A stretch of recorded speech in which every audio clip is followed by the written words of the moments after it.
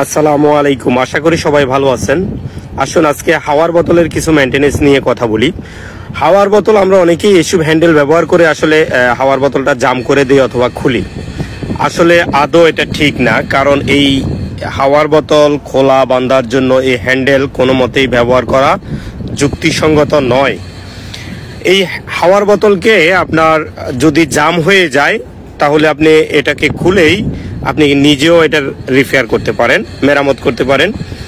এটা যখন আপনি খুলে নেবেন, এখানে যদি আপনার ফেকিং ঠিক থাকে তাহলে তো ভালো, তা না হলে এটাকে খুলে আপনার এখানে কিছু মোবিল দিয়ে এটাকে কিছুক্ষণ ডাইনে বামে ঘুরিয়ে আপনি এটাকে ইজি করে নিতে পারেন। আর না হয় যদি পেকিং প্রয়োজন হয়, এরকম ফেকিং আপনি দোকানে কিনতে পাবেন, এনেই আপনি এটাকে লাগাতে পারবেন। এবং আপনার যদি এখানে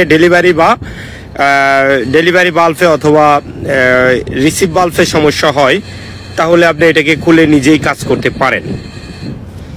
আসুন আমরা খুলে দেখি এটাকে কিভাবে রিপেয়ার করা যায়। দেখুন, এটা আসলে মরিচাই একবারেই পড়ে গেছে। আর এটা মরিচা পড়ার কারণ হলো গিয়া, যদি হাওয়ার বোতলে পানি থাকে তাহলে আপনার এখানে মরিচা হতে পারে। তাই হাওয়ার বোতল তারের ব্রাশ দিয়ে শেপটাকে ভালোভাবে মরিচাগুলো পরিষ্কার করে নিব। এটার ভিতরে ব্রাশ ঢুকিয়ে মরিচা থাকলে সেগুলো পরিষ্কার করে দেব। আমরা এগুলা দেখেন একবারে ইজি। আমি এটাও সমস্যা ছিল, এটাকে কাজ করেছি, একেবারেই ইজি হয়ে গেছে এখন কাজ করার পরে। আপনার এটা সবসময় হাতে খুলবেন, হাতেই বাঁধা যাবে। এটাকে বেশি কোনো হ্যান্ডেল ব্যবহার করার দরকার নেই। এখানে একটা হ্যামারিং এর জন্য সুন্দর একটা সিস্টেমও করে দেওয়া হয়েছে, আপনারা জানেন। তো আসলে হাওয়ার বোতলও মাঝে মাঝে এটা মেনটেনেন্স করতে হয়, কোনো সমস্যা আছে কিনা। দেখতে পাচ্ছেন একদম ইজি হয়ে গেছে। এটা হাতেই খুলবে, হাতেই বন্ধ হবে, একেবারে ইজি হয়ে গেছে কাজ করার পরে, একেবারে ইজি। এটা একবার অনায়াসে খুলবে এবং বন্ধ হবে।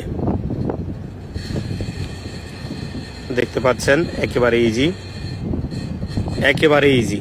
এখানে কোনো চাপাই বা জোর খাটবে না, এখানে একবারে ইজি ভাবেই কাজ করবে। জন্য আপনি এই যে ড্রেন করার জন্য এখানে দেখুন, আপনি হাওয়ার বোতলে যখন হাওয়া থাকবে তখন এটা ড্রেন করতে পারবেন। যখনই আপনি ড্রেনটা লুজ করে দিবেন, ওইখানে ছিদ্র আছে, ওইখান দিয়ে যদি পানি থাকে সেগুলো বের হয়ে যাবে, একবারে কোনো পানি থাকবে না। আর হাওয়া রিচার্জ করার প্রয়োজন না, এটা একটু লুজ দিলেই পড়ে যাবে পানিগুলো। দেখতে পাচ্ছেন খুব সুন্দরভাবে ড্রেন হচ্ছে। পানি যখন শেষ হয়ে যাবে আপনি বুঝতে পারবেন, আবার কটটি জাম করে দিবেন ভালোভাবে। আমার একটি শেপের পুরো পেজ কেটে যাওয়ার কারণে এটা ফ্রি হয়ে যায়। আমি নতুন একটা শেপ তৈরি করে দেই। এক এক জায়গায় এক এক রেট হতে পারে। চাঁদপুরে এটা আমার কাছ থেকে শেপটা বানানোর জন্য 800 টাকা নেই।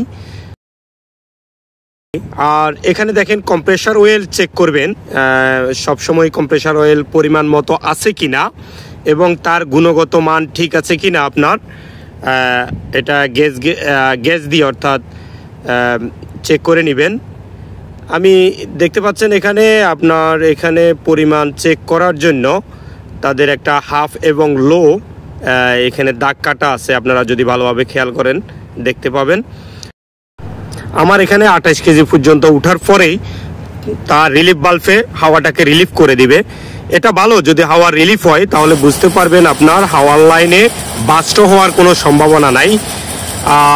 হাওয়ার যখন রিলিফ বাল্বে হাওয়াটাকে রিলিফ করে দিবে তখন আপনার হাওয়ার লাইনটা সেফটি থাকবে।